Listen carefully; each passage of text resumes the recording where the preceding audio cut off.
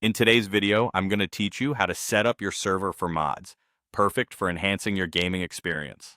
Welcome, everyone. Whether you're looking to add a new dimension to your gameplay or simply want to customize your server to your liking, getting started with mods is a great way to go. In this guide, I'll walk you through the initial setup process using Hostinger. To kick things off, the first thing you need to do is log into your Hostinger account. Once you're in, take a look around your dashboard. You'll find it to be the central hub for all your activities, and from there, pinpoint the exact server you want to configure. When you've located it, click on the Manage button, which is your gateway to the game panel for that server instance. This is where the real magic happens, allowing you to customize different settings to fit your preferences. Once you're in the game panel, navigate over to the Configuration section and then select Server Settings.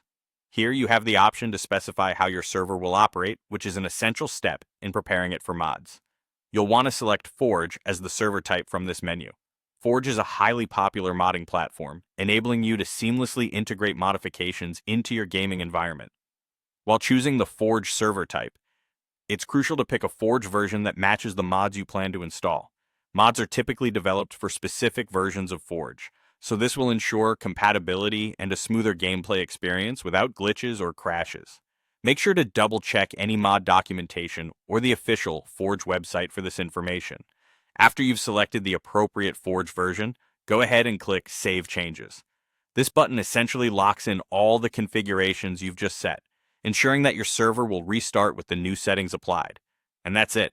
You've successfully set up your server to host mods, opening up a world of customization. Remember, modding can add new life to your favorite games.